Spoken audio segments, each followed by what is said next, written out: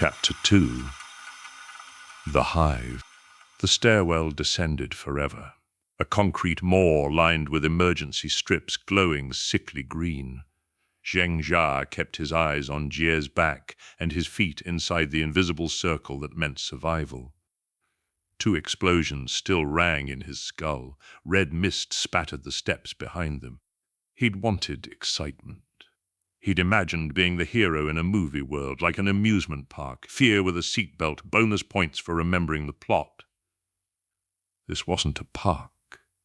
It was a slaughterhouse. The stairs leveled into a wide corridor lit by cold white strips. Steel doors, numbered panels, vents humming. Everything smelled of harsh disinfectant and machine oil. The mercenary leader, a man whose team called him One, raised a hand.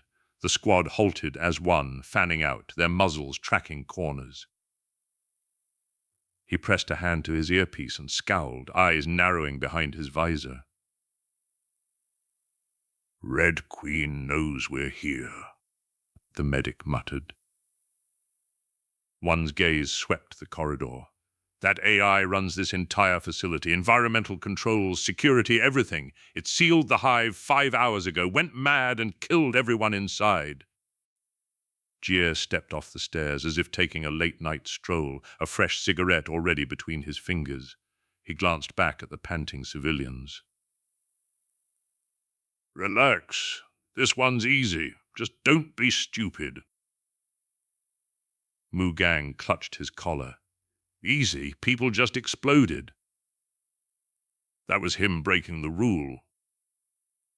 Jie's eyes flicked up the stairwell. "Stay within 300 feet of the leader. Simple." He puffed smoke toward the ceiling. "Survive this movie, you get 1,000 points, enough to buy something useful. Guns solve most problems here. Plot knowledge solves the rest." They moved. Corridors gave way to glass-walled laboratories. Water had flooded the lower levels, lying in glossy sheets across the floor. Floating just beneath the surface were pale shapes, human bodies, hair drifting like seaweed. Their eyes were open. Zheng's breath hitched. He knew this shot. He'd watched it with popcorn in his lap and a safe, bored heart. On film, the atmosphere was separated from him through a screen. Here was rot and silence and the certainty that something would open its eyes. A mercenary shined his light through the windows. "Route to the Red Queen runs through these labs. Whole level's gone." One's jaw tightened. "Kaplan, find me another way." Kaplan knelt by a wall panel, his kit already open. The team's tech specialist, Zhang noted, the one who'd eventually hack the Red Queen and doom them all.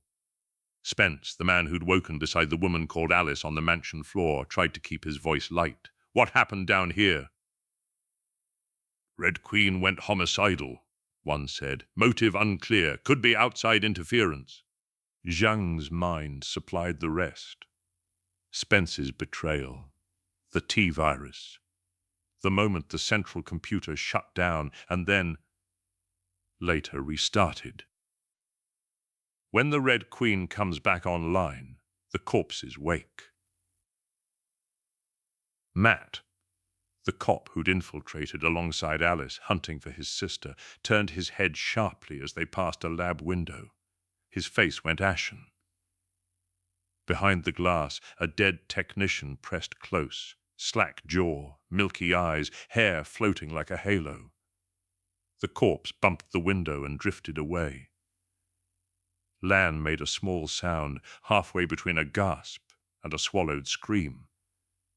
Li Shaoyi stared as if he wanted to look away, but couldn't. His fingers clenched and unclenched. A tap landed on Zhang's shoulder. He flinched hard. Lan's eyes crinkled despite everything. "Sorry, you looked like you were going to faint." I'm fine," he lied. She drew closer as they walked. "We should at least know each other's names. If we're going to die together, it seems rude not to."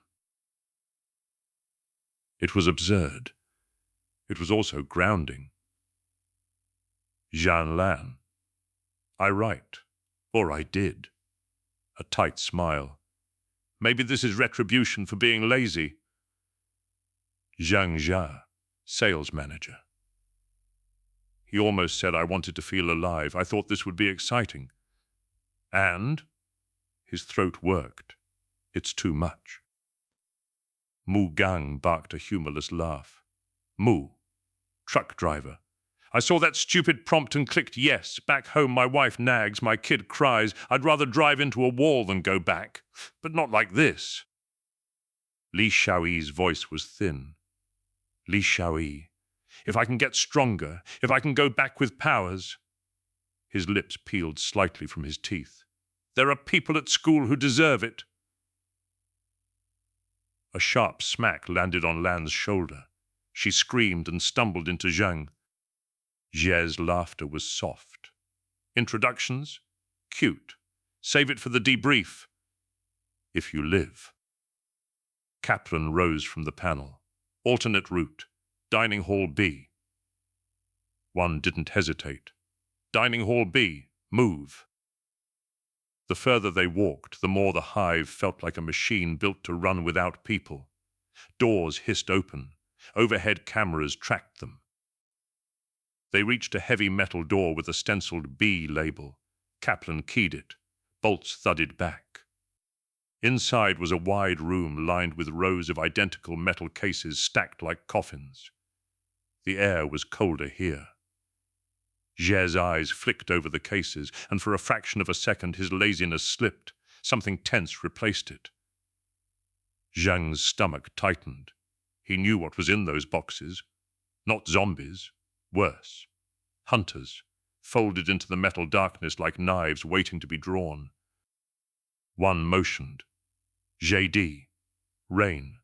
Jie. Stay here with the prisoner. Secure the exit. Matt jerked at the word, but didn't resist as JD jostled him toward the wall. A mercenary looked up from a wall gauge. Halon levels non-existent, fire suppression's down. One's gaze sharpened. That means someone's been active. Tight line, watch your corners. Jai leaned against a case, cigarette glowing. Zheng noticed the mismatch, one hunting for survivors, Jai acting like the room was empty. Because Jai knew the film, he knew there were no survivors. Lan edged closer to Jai, lowering her voice. If we know the plot, can we change it? Jai's eyes slid toward her. Depends what you mean by change. Those cases, if they're what I think, we could blow the room. Kill them before they wake up. We'd get points, right?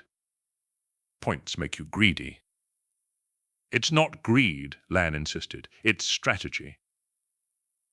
Jai's voice lost its mockery. The only thing that keeps you alive in this world is knowing what happens before it happens. Lan held his gaze. Then why not use that knowledge to get ahead? He flicked ash onto the floor. Because the world pushes back. You change the plot, the difficulty rises. Things that didn't go wrong in the movies go very wrong. His eyes narrowed. Mercenaries get jumpy. They'll shoot you for acting suspicious, or something worse shows up. He leaned in. Don't alter major events for points. If you try, and it threatens me... His smile didn't reach his eyes. I'll handle you myself. Lan went pale. She nodded once. Zheng's gaze lifted and met Jai's. Jai looked at him with something between pity and amusement, as if Zheng were already marked. One returned, his eyes locked onto Zheng. Not a glance, an assessment. You. How do you know so much? His mouth went dry. What? 1 minute you're a civilian, next you're predicting routes, staring at doors like you've seen the blueprints. Her voice flattened. Who are you, an umbrella competitor? I'm not, I'm just... A manager, one cut in. What company? His mind blanked. His real company meant nothing here. His ID didn't exist in any database. He could almost see the logic tightening in one's head. Unknown civilian plus too much knowledge equals threat. His voice came out too fast. I've heard rumors about this place. Everyone has. One's stare didn't soften. He jerked her chin toward the corridor ahead. You and Mu, come with us. Mu Gang's face collapsed. No, No, I'm not going in there to die. He turned and ran. The mercenaries' rifles came up as one. A shot cracked out. Mu's body hit the floor and didn't get back up. One's eyes never left Zhang. Now you. His lungs stopped for half a beat. Ahead was a long hallway with glass walls and a sealed door at the far end. Clean, bright, wrong in its emptiness. The laser corridor. A memory of the scene slammed into place. The first lasers swept down the hall at waist height, the next diagonal that forced a dodge. And finally the impossible net that diced a man into falling cubes. Except the mercenary captain from the film wasn't walking in front. I am. His legs moved because they had to. He walked into the corridor as if approaching a firing squad. The glass reflected his face, pale, eyes too wide. One and the mercenaries followed. The door behind them sealed with a soft hydraulic sigh. A panel beside the far door blinked red. Kaplan's voice crackled over the comm. Dormant defense mechanism. I can... A thin beam of light snapped into existence across the corridor at waist height. Down! Sheng shouted. No one listened, or they didn't process it fast enough. The beam swept, the medic lunged forward, and the laser cut cleanly through his neck, his head separated with a wet sucking sound. A heartbeat of stunned silence, then chaos. Another laser ignited, slicing diagonally. A mercenary tried to run back toward the entrance. The beam caught him mid-stride, and he came apart. Sheng cleared the superheated beam, his vision threatening to tunnel. But something clicked into place under the pressure. The corridor's lights gleamed harsher, every reflection crisp. He saw the faint shimmer where the next laser would appear before it fully congealed. He heard the mercenaries breathing as separate rhythms. He registered one's finger tension, the flurry of Kaplan's fingers against keys from the other side of the door. And he saw the scene ahead like a sequence of required steps.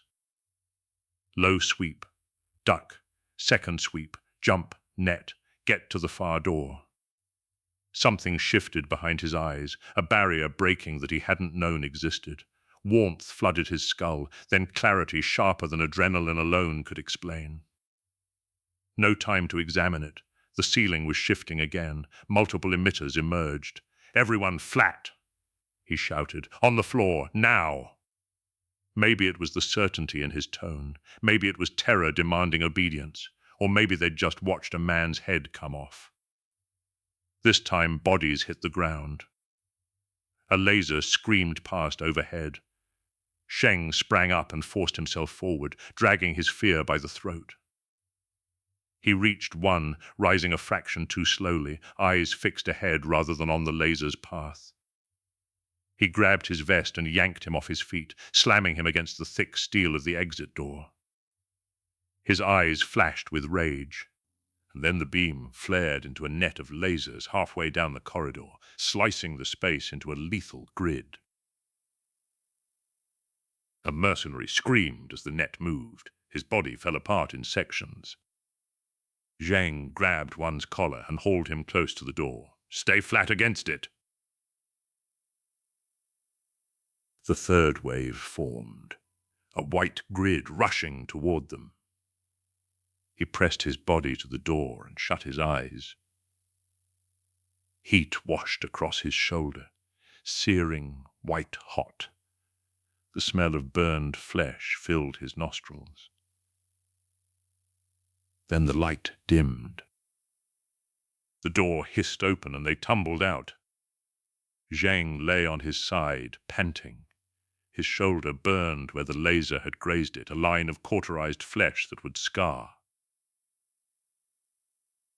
One staggered upright, face tight with fury, and something beneath it, recognition of a debt he didn't want to owe. Kaplan emerged from the control room, pale. Some kind of defense mechanism. Opening the door must have triggered it. Jay stood at the corridor entrance, arms crossed. His eyes found Zheng and held there, calculating, reassessing. Lan rushed to his side, face streaked with tears. "You're alive." Zheng nodded. He was alive. Mu Gang wasn't. 3 mercenaries weren't. But he had survived. And somewhere beneath the shock and guilt that same dark satisfaction stirred. I'm alive. For the first time in years.